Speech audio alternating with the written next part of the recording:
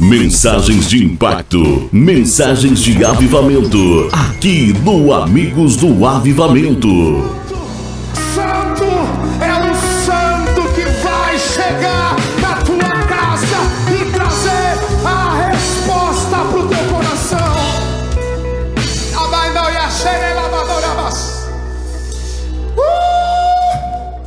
Meu Deus!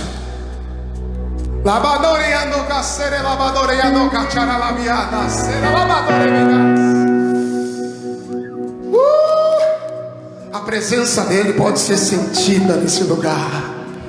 A presença dele pode ser notada, porque onde ele está, ele não se faz de despercebido. A presença dele não se faz despercebida quando ela chega. Então eu sei que você está sentindo a presença do Espírito Santo aí. Você não pode estar entendendo às vezes o que está acontecendo. O seu coração pode estar queimando. A tua boca está falando palavras que você nem sabe como é que está falando. Mas é o momento de você abrir a tua boca. É o momento de você falar que ele é santo. É o momento de você ser renovado, cheio da graça, cheio do Espírito. E eu sei que você está sentindo aí. O santo está enchendo esta casa com a glória dele. O santo está enchendo e preenchendo os vazios do teu coração, da forma, do jeito dele, porque o jeito dele é melhor que o meu. Deixa eu te dizer uma coisa. Se o princípio da palavra pesa na tua vida, saiba que Deus vai te honrar você poderosamente. Nós temos dois motivos de milagres para comprovar isso. Não negocie aquilo que Deus tem dado para você, porque grandes coisas Deus vai colocar nas tuas mãos em nome de Jesus. Isso não é um jargão, isso é uma verdade verdadeira, porque aquele que fez a promessa é fiel para que cumpra a promessa na sua vida. Nós temos ministrado esses dias sobre a rádio, tem aqui nossos filhos da rádio, nós temos falado muito sobre isso, né? Que você é capaz, né, Gil? Você pode, porque a Bíblia diz: tudo eu posso naquele que me fortalece. É muito bom a gente participar de um treinamento motivacional, mas você sabia que um treinamento motivacional ele dura 5 dias? Depois você volta para aquela vida, e aí tem pessoas que tem que fazer toda semana um motivacional, que não consegue manter, mas uma vez na presença de Deus, ele muda totalmente a sua vida. Eu quero que você abra a sua Bíblia comigo, no livro de Atos, capítulo 2. Eu quero bem brevemente deixar essa palavra no seu coração, aproveitar o máximo possível desse tempo que temos, para que daqui a pouco você volte para sua casa, faça seu almoço, seja abençoado. Atos capítulo 2, nós vamos ler do versículo 1 ao 4. Acompanhe conosco, que diz assim: cumprindo-se o dia de Pentecostes, estavam todos reunidos no mesmo lugar, ou seja, uma comunhão. E de repente, Deus é o Deus do de repente, né, apóstolo Edson? Surpresas. E de repente veio do céu, porque é de lá que vem, um som como de um vento veemente e impetuoso, um barulho, e encheu toda a casa em que estavam assentados. Nós estamos assentados e reunidos em um único objetivo. Versículo 3: e foram vistas por eles línguas repartidas como que de fogo, as quais pousaram sobre cada um deles. E todos foram cheios do Espírito Santo e começaram a falar noutras línguas, conforme o Espírito Santo lhes concedia que falasse. Levante a sua mão e diga: graças a Deus, Jesus está na casa. E Deus tem uma palavra muito forte para liberar a tua vida dentro desse texto. O Senhor, eu quero falar sobre avivamento. E sempre que antecede um grande avivamento, é uma crise muito grande. E por que não dizer que essa crise que nós estamos, ela antecede um avivamento? Porque sempre foi assim. Aqueles que são amantes de estudar os avivamentos sabem que sempre teve um caos como sinal de um grande avivamento. Eu quero falar para você de um determinado caos. Pegue a sua Bíblia e diga para mim, qual é o último livro do Velho Testamento? Qual é? Qual é? Malaquias. Abra sua Bíblia em Malaquias. Veja o contexto do caos que o homem criou. O último livro, historicamente, né? Não cronologicamente, historicamente, é Malaquias. Quem pode falar para mim, se você abriu a sua Bíblia, qual é o último capítulo que você tem aí de Malaquias? Quem achar, já fale para a gente já. O 4. E qual o último versículo? 6. Qual é a última palavra? Maldição. Observe que o Velho Testamento é selado com uma palavra chamada maldição. E assim terminamos o Velho Testamento. Após essa escrita, geralmente, antigamente, tinha uma página em branco na Bíblia, por respeito de um período de silêncio. Nós conhecemos como um período interbíblico. Um período que se deu um silêncio profético. Esse período durou 400 anos. Ele vai de Malaquias até as pregações de João Batista. E fica-se aquele silêncio. E nesse contexto desse silêncio, não é que Deus ficou em silêncio, mas se encerrou. Era um silêncio profético. E nesse momento houve grandes acontecimentos. Nós vamos ver, por exemplo, a transformação do judaísmo. Ele se modificou muito. O surgimento das seitas do judaísmo.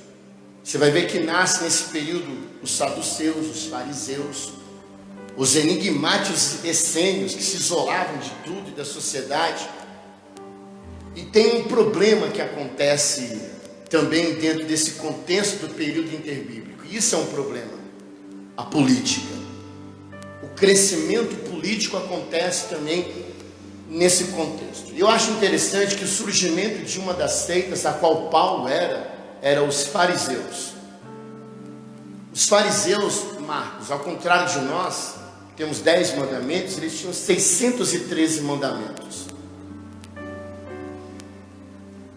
Eles tinham 249 mandamentos positivos e 365 proibitivos.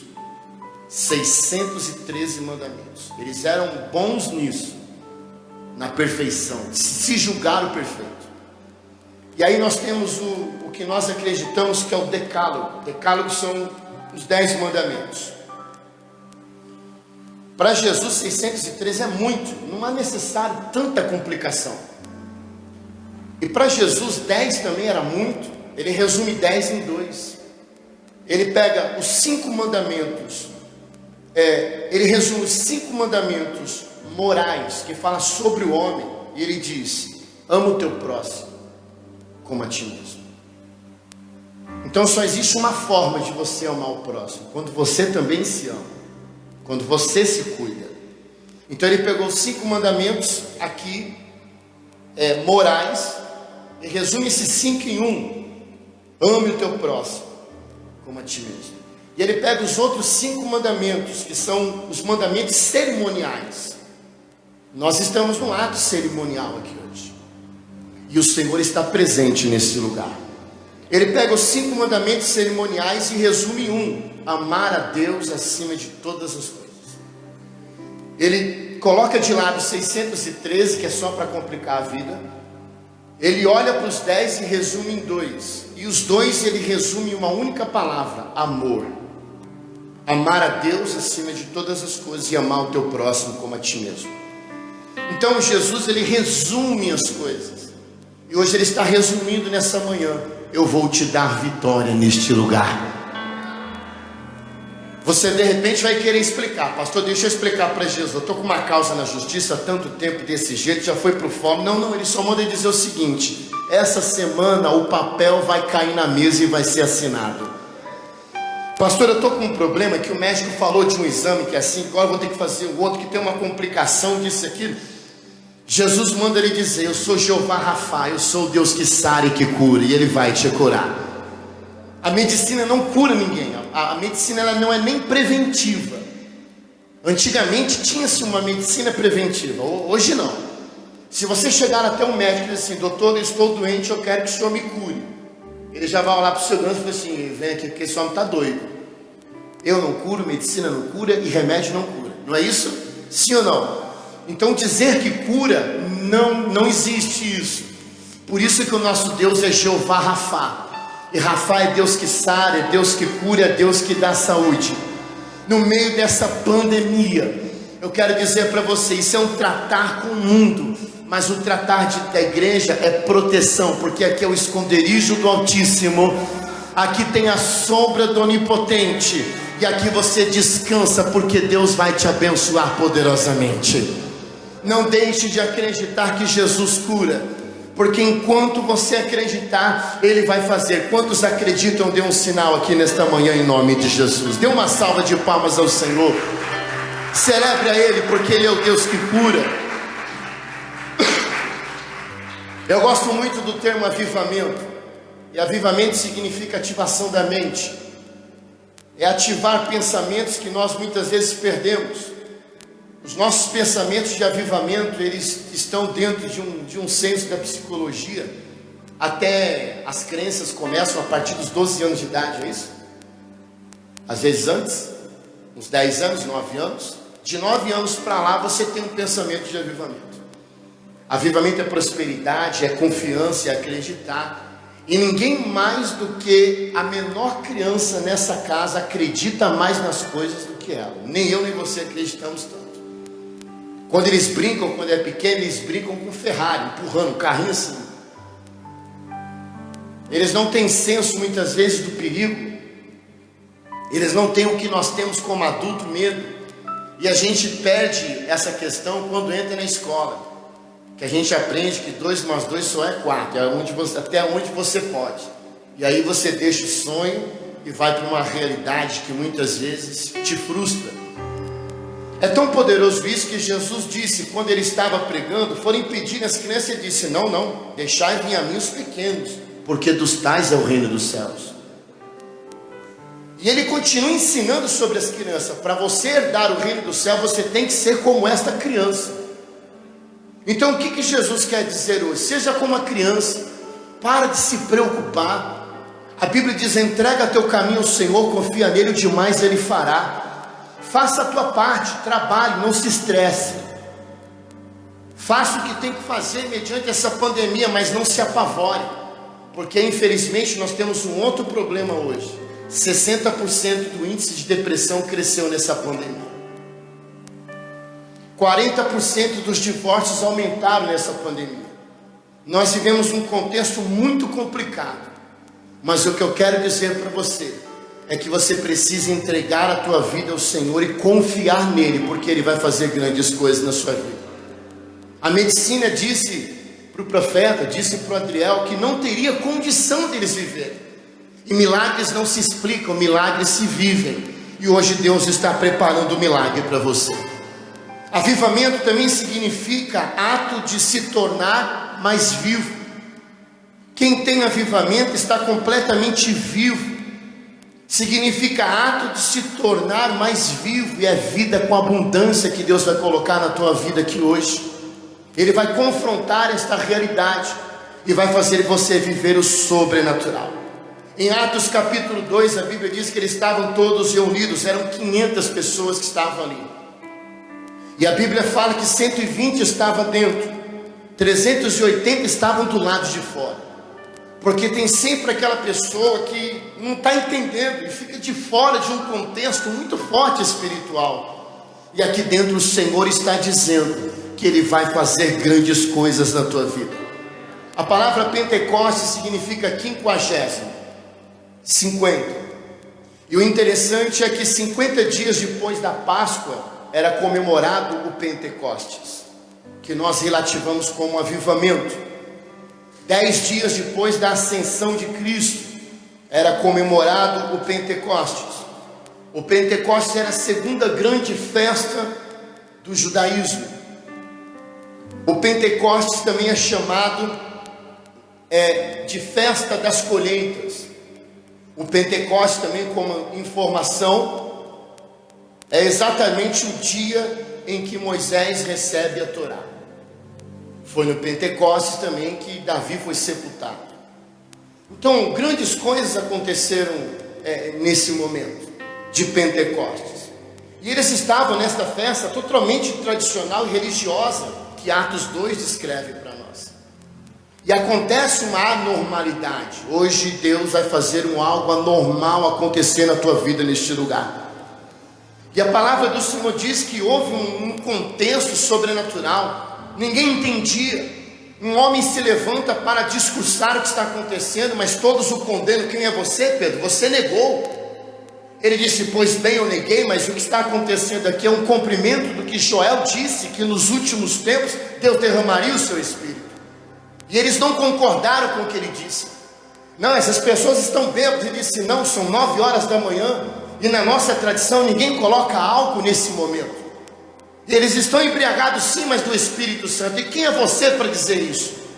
Tem horas que você é confrontado, e você precisa provar que Deus é com você. Pedro fala, então tá bom, vamos lá para fora. E eu vou pregar, não como vocês pregam, de um longo sermão.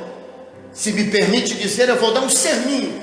E vocês vão ver o que vai acontecer como prova, que é o Espírito Santo. Ele prega, e mais de 3.000 almas se rendem para Jesus. E ali começa o que nós estamos vivenciando hoje, o avivamento. E para que eu possa ir já para o final desta mensagem, vamos trazer isso uma questão mais contemporânea. E eu falo exatamente do dia 16 de abril de 1905. Um negro chamado Simon, de uma igreja tradicional, William Simon, ele quer entender o contexto que a igreja primitiva crescia tanto. Preste atenção. Um homem chamado Paulo, o próprio Senhor Jesus Cristo vai ter um encontro com ele, porque ele chama a atenção de Jesus. Paulo era um grego, romano e judeu. Como grego ele era um coach, como romano ele era estrategista, como judeu ele era cerimonialista e muito espiritual. E ele se converte. E o que eu acho interessante, que 10 anos do seu ministério, ele ganha o continente asiático inteiro. É muito relativo a falar sobre isso, mas o continente asiático hoje se resume em 5 bilhões de pessoas. 50 países. Mas Paulo também ganha o continente europeu. E o continente europeu se resume a 800 milhões.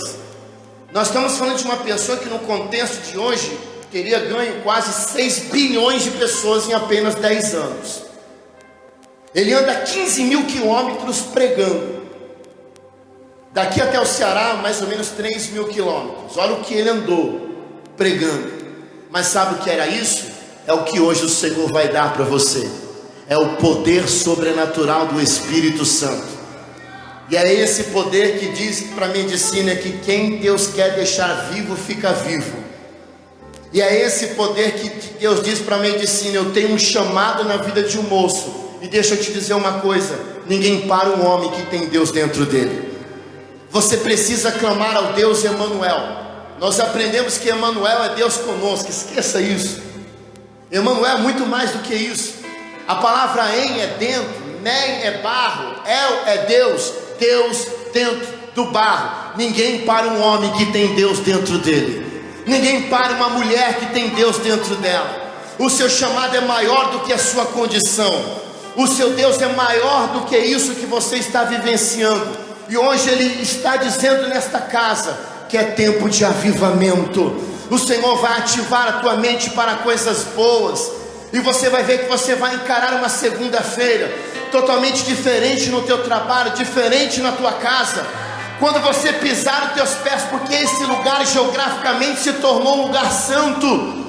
E sabe por quê? Porque a Bíblia diz, aonde vocês colocarem a planta dos teus pés, eu serei contigo. Só que hoje você não veio dar, você veio receber. E o altar está derramando cachoeira de graça na tua vida. Quando você pisar na tua casa, vai ter um contexto diferente com a tua esposa, com teus filhos. Você vai ver que você vai prosperar nesta pandemia. Deus vai alargar as tuas tendas, porque o Deus de milagre está presente nesta manhã. Sabe quem foi a primeira pessoa a chegar nesse lugar? É essa quem vos fala, e não sou eu, é o Espírito Santo de Deus. O Senhor nos dá poder, e poder significa no grego dunamis. E Dunamis significa dinamite. Sabe o que Deus está dizendo? Eu vou dinamitar o teu problema nesta manhã. Sabe o que uma dinamite faz, irmãos? Ela destrói tudo. Deus vai destruir esse problema, vai colocar por terra e vai exaltar você neste vento. Isso não é uma coisa positiva que eu quero dizer, mas é o altar dizendo: o altar não cobra, o altar não pesa, o altar não erra. E o altar está dizendo que sobre o teu Isaac eu vou trazer providência nesta manhã. Quantos tomam posse disso hoje? Tem mais uma salva de palmas a Jesus, porque Ele está aqui. No dia 16 de abril de 1905, um período não muito depois do período escravagista, um negro, Bispo Simon, William Simon, ele resolve entender esse contexto do crescimento tão assustadoramente do cristianismo, ao ponto de ganhar um imperador para Jesus. Que pastor não se converteu muito não, né? Mas foi lá. E todas as pessoas se rendiam ao evangelho. Ele foi estudar isso. E de repente, para encurtarmos, as pessoas começaram a ser batizadas com o Espírito Santo. Mas William Simon era tradicional, ele não acreditava nisso, de línguas estranhas. Ele não acreditava. Ele era meio que cético nessa questão. Mas ele foi tomado do Espírito Santo de Deus. Eu sinto a presença do Senhor nessa manhã. Um homem negro de 43 anos de idade, filho de escravos, e que começou a estudar sobre o grande Charles Parham, o avivalista. E ele foi tomado do avivamento.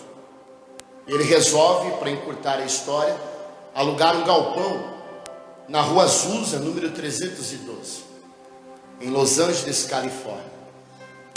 De uma maneira muito precária financeiramente, ele aluga um lugar que na verdade tinha sido curral de gado, tinha sido um monte de coisa, e a última coisa que se tornou foi estábulo de cavalo. A história diz que os irmãos não tinham cadeiras como essa, sentavam em palhas de feno. O Bispo Simon se sentava num monte de caixa de sapato, era o altar dele, era o que tinha. Mas aquele lugar começou a ter 100 pessoas, 200 pessoas, 300 pessoas, 400, 800, 1.300 pessoas. O mundo inteiro se voltou para a Rua Azusa. Observem que falaram para Pedro: eles estão embriagados, são beberrões. O New York Times fez uma matéria na época, foi até lá ver e disse: são beberrões, não é nada do Espírito Santo. Ele também foi acusado, porque o avivamento, ele protege, mas você vai ser perseguido, vai ser acusado, porém Deus vai ser o teu juiz, o teu advogado. E o que eu acho interessante é que ele pega aquele galpão, ele pagou por mês $8. E é interessante a gente examinar isso pelo fenômeno que foi o avivamento da Rua Azusa. Sei que havia outros avivamentos maiores, como o avivamento de Gales, que tinha mais de 100 mil pessoas, mas o interessante é o avivamento da Rua Azusa, porque nós somos consequência. Esse estilo de louvor que você canta, essas coisas que nós temos hoje, vem muito da Rua Azusa, que é um avivamento contemporâneo. E eu acho interessante que era um estábulo de cavalos, um galpão que tinha 18 metros de largura por 12 de comprimento. Chegou ao Brasil o movimento dos lenços, os corais gospel faziam muito isso, né? O lenço. E o lenço, durante um período, no início do avivamento no Brasil, por volta de 1911, 12, os irmãos abanavam os lenços como avivamento. Porque ali no galpão, na Rua Azusa, eles faziam isso por causa das moscas que tinham dentro do lugar, que era muito quente. E se tornou um símbolo de avivamento. Eu acho interessante também que muitas pessoas iam até esse galpão. Entravam homens tremendamente engravatados, doutores, orgulhosos.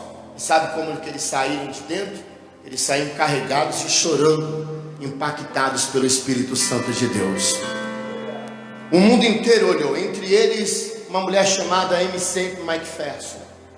Ela entra ali e ela é tomada pelo Espírito Santo de Deus. Ela é a pregadora, conhecida como a pregadora do caixote. Uma mulher que subia em cima do caixote e ficava olhando para cima. Na curiosidade, todo mundo parava embaixo e ficava olhando para cima também. do jeitinho dela, saía correndo, entrava dentro de um salão, e quando ela entrava, ela dizia: eu vi um homem sentado no alto e sublime trono. MC Mike Festo, ela construiu uma igreja que sentado cabiam 15 mil pessoas. Sabe quem ela é? A fundadora do Evangelho Quadrangular. Foi na Rua Azusa. 2 amigos suecos foram ali para criticar também o avivamento, chamado Gunnar Wingre e Daniel Berg. Eles entram ali dentro, são impactados pelo Espírito Santo, falam em línguas, voltam para o seu país e são expulsos da convenção, porque a religiosidade é assim. A religiosidade, ela tem 613 mandamentos, mas o Evangelho tem apenas um: o amor. E eles saem dali, e em um certo momento eles têm uma revelação, e o Senhor fala com eles para eles irem para Belém. E eles falam: pois bem, nós vamos para Belém, Israel. O Senhor fala assim: não, é Belém do Pará. E eles chegam ao Brasil. Na Estação da Luz eles encontram um outro homem chamado Francescoles, também que passou pelo avivamento. E da Estação da Luz eles vão para a direção deste lugar. E ali eles entram na casa de uma mulher chamada Celine Albuquerque, em dia 18 de junho de 1911. E quando eles pegam na mão dessa mulher, ela é batizada com o Espírito Santo de Deus. E ali começa o avivamento que nós hoje conhecemos. Eles trouxeram a Assembleia de Deus, da grande igreja de avivamento que devemos respeito, honra e glória ao nome do Senhor Jesus Cristo. Mas para que eu possa terminar ainda a respeito deste grande homem chamado William Simon, o que eu acho interessante é que o orgulho, quando se entrava naquele lugar, caía por terra. As pessoas saíam dali carregadas e chorando. Elas começavam a falar em línguas. Eu quero destacar aqui que este momento está acontecendo hoje sobre nossa nação, o momento do avivamento. E nós precisamos estar o que? Preparados para isso. Como eu disse, entravam todo tipo de pessoa naquele galpão. Entravam os batistas, os menonitas, os quáqueres, os presbiterianos, os bereanos, homens tradicionais de todo tipo, e saíam carregados e chorando. E naquele lugar cegos enxergavam e paralíticos andavam. Deus derramará sobre a nossa nação evidências de grandes sinais e maravilhas em nome de Jesus, porque Deus tem reunido um povo para fazer grandes obras. Quantos acreditam nisso? E pastor, eu quero terminar aqui, e quero destacar uma mulher chamada Jane Evans Simon. Jane Evans Simon é uma mulher que foi impactada também na Rua Azusa. Ela recebeu uma visão de 3 cartões, e nesses 3 cartões ela via 2 línguas. E quando ela foi batizada, ela falou essas 6 línguas, porque as línguas que aconteceram em Atos e as línguas que aconteceram aqui se chama xenolalia, que são línguas entendíveis.